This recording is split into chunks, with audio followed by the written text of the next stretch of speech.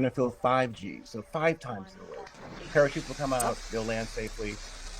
Here it goes. This is clearly the beginning of it. Let's watch this together. Here it goes. New Shepard has cleared the tower.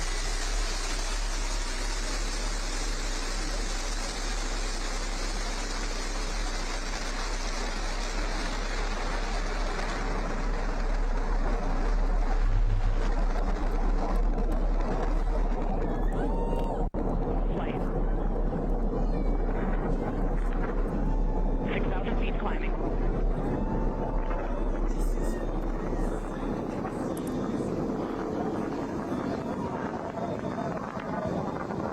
Begin throttle down for Q limiting. Engine response looks good.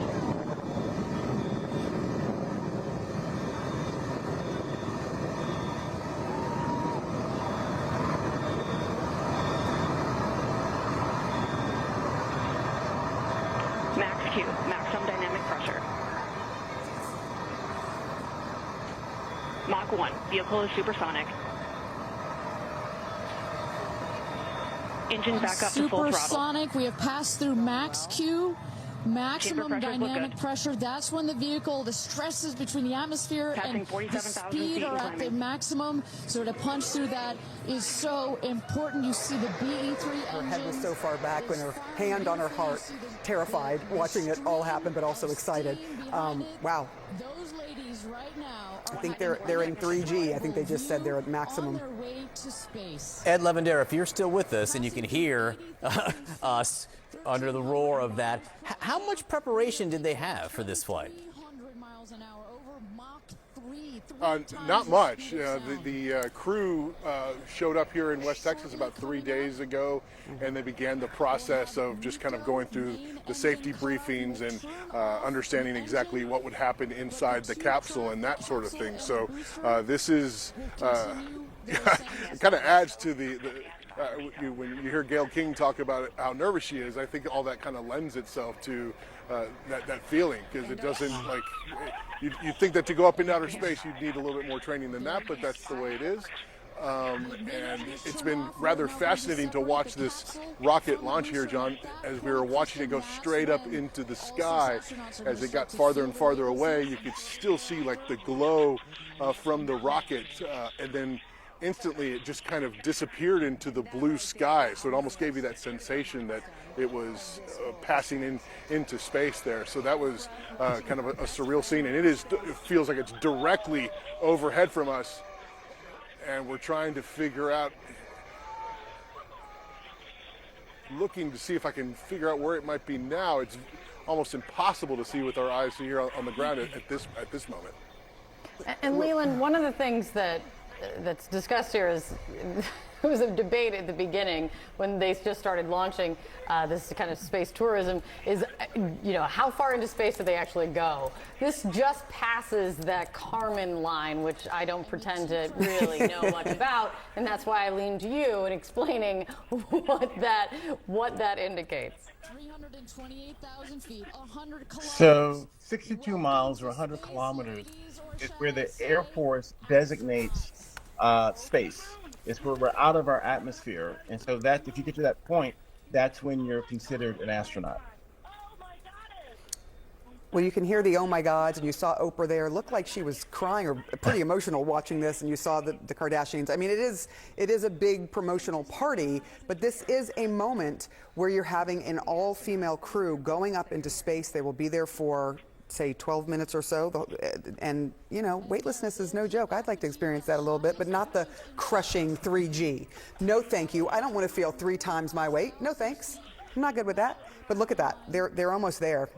We saw a video of Katy Perry touring the capsule. We have been told the capsule has now separated from the rest of the aircraft. Obviously, they're about halfway through. I mean, they're now up there. I imagine now is the period where they will be weightless.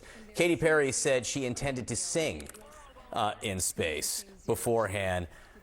One wonders what song she might choose. Firework. I'm going to go with it's just another first, because there actually have been a lot of firsts that Blue Origin, I think, Leland, you're even kind of noting this, is that Blue Origin has, while people can say what they will and should about the whole what everyone watches happening.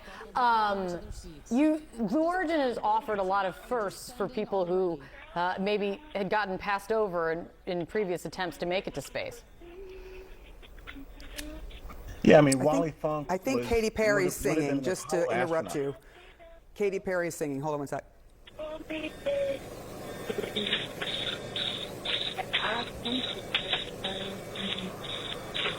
I have to say, I hope the other 5 passengers like Katy Perry music.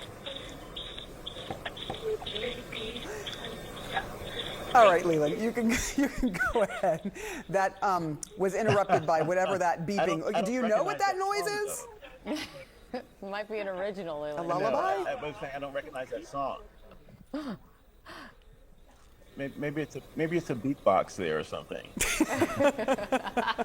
But you know, Blue Origin has done a really good job of giving justice to people like Wally Funk, who would have been an Apollo astronaut. She did the training, and she just as talented as the other astronauts, male astronauts. And then also Ed Dwight, And a great who got piece of justice. news there. All astronauts are back in their seats. You see the 2 craft Okay, now so they're that coming back on down. the That was bottom, fast. That is the rocket Exactly, that by is design. They're only spinning up They're coming back down. back. The rocket That's too fast for Sarah Simon. Sarah Simon would stay up there for a little bit. To its landing spot just 2 miles north of where it's taken off. You're coming down when Blue Origin tells you to come down, Sarah. It's pretty cool to watch, though. It's pretty cool, and it must be amazing being in it. Comes into land. Here it Shortly goes. thereafter, you will see the drag brakes that So the deploy that rocket's will cut coming the back speed first, of and the then the rocket capsule comes back. in half, and then in the This is last the rocket. moments, And there it is. We can see it from the stage. there comes it, the rocket down. It's going to relight its engine. We're going to also see a sonic boom. We're going to hear that shortly here. And remember, this is something that had never been done before until just a few years ago. Truly the stuff of science fiction that you're about to watch in just seconds. Drag There's race. that sonic boom.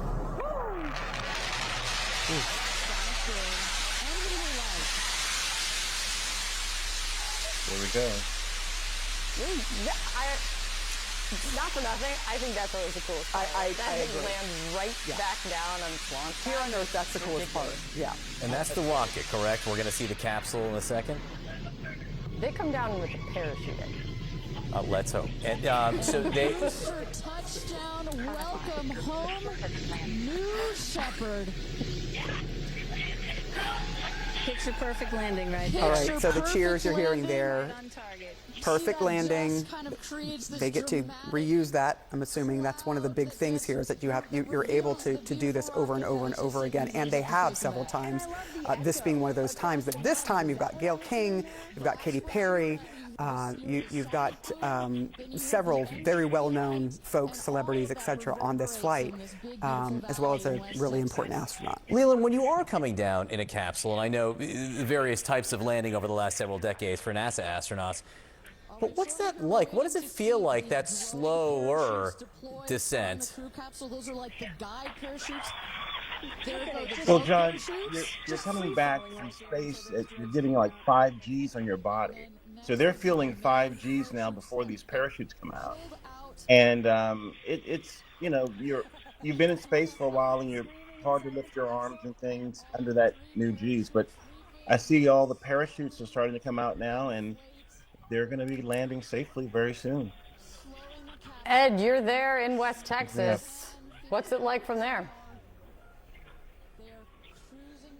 Yeah, it's the parachute. We saw the parachutes deploy here just a few seconds ago. Clearly, that's a huge sign of and relief for all the family and friends watching all of this closely. But that rocket booster returning to the launch site was quite something. That thing was like it almost looked like it, from our vantage point, looked like it was in free fall coming back for a moment. Then all of a sudden, those reverse thrusters turned on, and it slowed it down, and it just released a large boom that we could feel from the several miles away that we are. But we're continuing to watch the capsule, and it is far more east than from the rocket, the launch pad, and from our vantage point, it is just now looking like it's touching the ground, and the parachute starting to descend to the desert floor here. So, by all accounts, it looks like this has gone off safely, and assuming that everyone on board is doing well. But that capsule appears to be on the ground, safe and sound, with this star-studded crew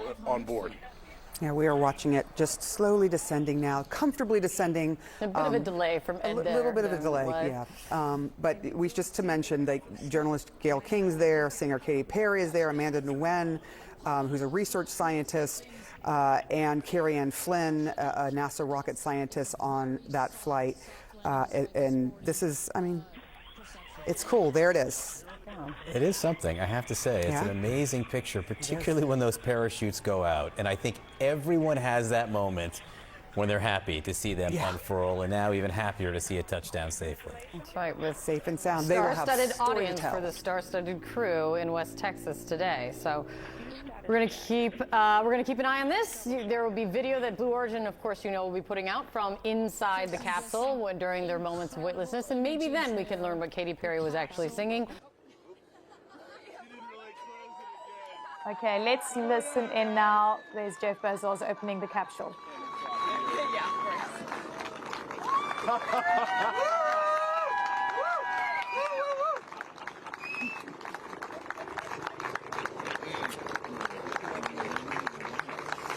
You see your babies. Where are my babies? They're over here. Go see them. Where? Oh, we have to go Right there. Okay.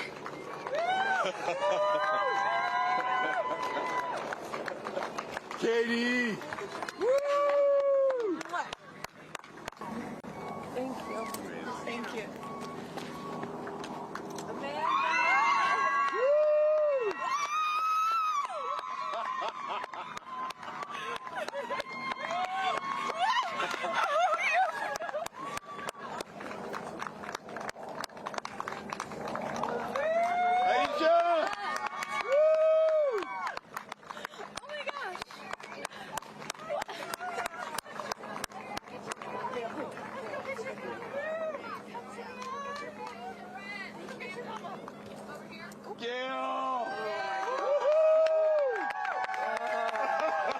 I just have to have a moment with the ground. Let me just appreciate the ground for just a second.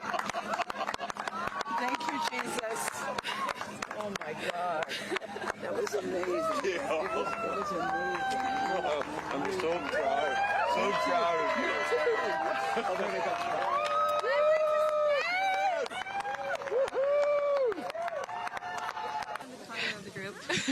No, you're not the crier of the group. Feeler of the group. No, you are not. I'm crier. I'm going to tell you something right now. You are officially an astronaut.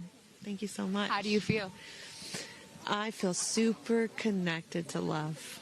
So connected to love. I think this experience has shown me you never know how much love is inside of you, like how much love you have to give, and how loved you are until the day you launch. We had these incredible shots of Daisy watching you as the rocket, it'll make me cry, as the rocket's going up, and she was so proud. Just kept saying, Mommy, Mommy. And I know you'll feel the same way when you watch it. And you brought a real life Daisy up. That's it was right. important for you, not only because it's your daughter's name, but why else was that important to bring it? Daisies are common flowers, but they grow through any condition. They go through cement, they go through cracks, they go through walls. They are resilient, they are powerful, they are strong, they are everywhere. Flowers are, to me, God's smile, but it's also a reminder of our beautiful earth and the flowers here and God's smile and the beautiful magic that is everywhere, all around us, and even in a simple daisy. So to really appreciate it and remember it and take care of it and protect it. Gail shared with us the song that you sang when you got up there. What a wonderful world. Why was that important to sing that particular song? I've covered that song in the past, and obviously, like, my higher self is always steering the ship, because I had no clue that one day I would decide to sing a little bit of that in space. But I think that it's not about me. It's not about singing my songs. it's about a collective energy in there. It's about us. It's about making space for future women and taking up space and belonging. And it's about this wonderful world that we see right out there and appreciating it. Before I let you get back to your family, I just have to ask you, describe for us, because you're so brilliant at putting, words together and describing moments that we can all appreciate later. How would you describe the moment when you took off and then the moment you landed? The moment, it is the highest high, and it is surrender to the unknown, trust, and this whole journey is not just about going to space. It's the training, it's the team, it's the whole thing. I couldn't recommend this experience more. This is like up there with all the, different tools that I've learned in my life, from meditation to the Hoffman process. This is up there because what you're doing is you're like really finding the love for yourself, because you got to trust in yourself on this journey. And then you're feeling the love when you come down, for sure. And you're feeling that strength. So I feel really connected to that strong, divine feminine right now. By the way, you're such a badass. I love that the month of April, you're like, I'm going to space and I'm launching my tour. It's really incredible. Now I know I'm asking this question for your fans. Will you write a song about this experience? Oh, for sure. 100%. And not only that, I got to reveal my set list for the tour on a butterfly. How apropos. Incredible. Just flying in space. I don't know if anyone's ever done that before, so I'll just... Well, there's a lot of things that you have done first. You are now officially an astronaut, and let me just tell you, on behalf of everyone here at Blue Origin, our webcast, and everyone, all of these individuals that put this incredible thing on, congratulations. Thank you so much. Thank you for sharing your experience with Is it a 10 out of 10? That's my review. 10 out of 10. You definitely go for it. 10 out of 10. I am so... Floating. I can't believe it. I cannot believe it. I'm so proud of you. And I know that I speak for the collective, because you have been so honest. You've been so vulnerable. And I spoke to your best friend prior to you taking off, and I asked her why it was so important for you to do this. And she said, she said, so she didn't have to hear you say, I wish I would have done that. So true. But now, Gayle King, you are officially an astronaut. How do you feel? I still can't accept that word, but I will say, I can't even believe what I saw. When somebody calls this a ride, this was not a ride. What happened to us was not a ride. This was a bona fide freaking flight. And our instructor, we were so well prepared. So every noise we heard, we knew. But the flight instructor said that I am her best success story. Why? Because she's never had somebody go through the course who's terrified of flying. Everybody who's gone through the course is somebody that it's been a lifelong dream. They wanted to do it. So she said, I'm her best success story.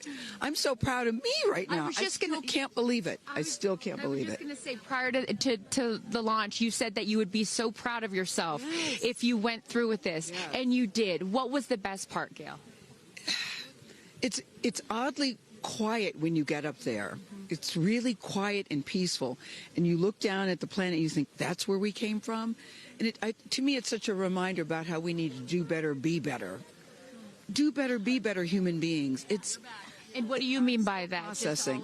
Well, it's so nasty and so vitriolic nowadays. And I mean, if everybody could experience that peace that we had up there, and the kindness and what it takes to do what we did, all the people that it took to get us up there and get us back safely, I'll never, ever, ever forget. This morning, an all-female flight crew is back on Earth after traveling to the edge of space in Blue Origin's latest tourism mission.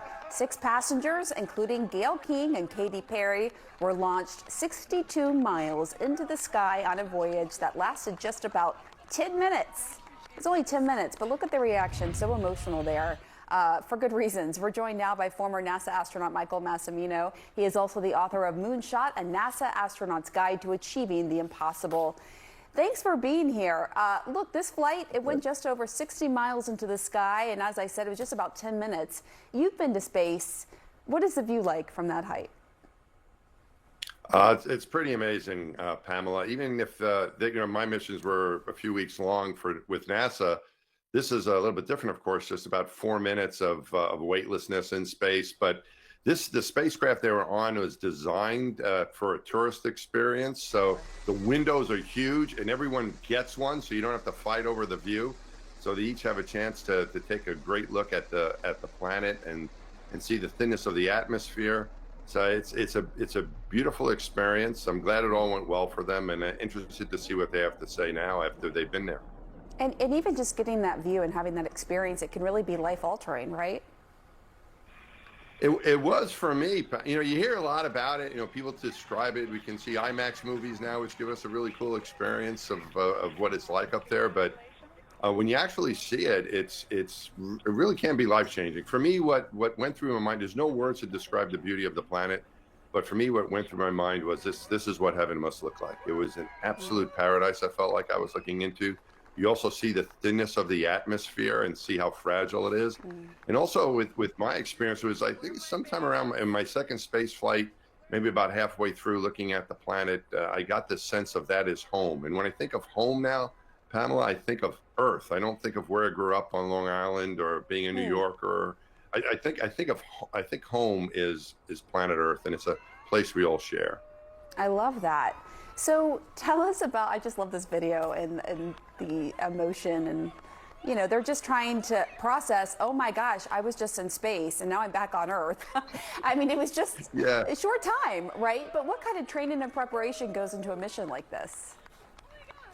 Well, for this, it's a little bit different than my colleagues. What I went through and my colleagues are going through at NASA and other places where they're professional astronauts. You're talking years of training. It was 6 years of training before I got to go into space. In this case, it's more like a couple days for them, but it's really to make sure that they're going to be safe and that they can enjoy the experience. So it's mainly how do you get into your seat, how do you get out of your seat, and how do you get back into it in time for the landing so you're in the right position when you're coming down. And so there's lots of scenarios that could take place in, different attitudes, different positions, different conditions. So I think that was primarily what they went over, and the workings of the rockets and how to launch and what's going to happen when the parachutes come out, what it's going to feel like, trying to get them prepared so they're not surprised by the physical parts of the mission and what they need to do in case of an emergency, and they can concentrate on enjoying the experience. This is just another example of space tourism no longer just in science fiction, right? What do you think of celebrities being launched into space like this? Well, I think it's all good. I think it's a good thing. We're having this conversation, Pamela, because it was a couple celebrities on board, right? It was the first all-female space crew. So, these are things that get people's attention, and then they see that, they hear it, they're going to hear about, Katy Perry or Gayle King talking about their experiences. And maybe they'll get to learn a little bit more about the space program and about achieving goals. And I think that is really what the value is here. I think it's great that they got a chance to experience this personally, each one of those individuals. But I think it also gives us something to talk about and learn a little bit more about the space program. And the future I think is really unlimited now that it's not just governments going to space, but also these commercial companies. I think the possibilities are really exciting. Yeah, I mean, hopefully one day space tourism will be accessible to everyone, right? That is the hope. Michael Massimino, thank you so much.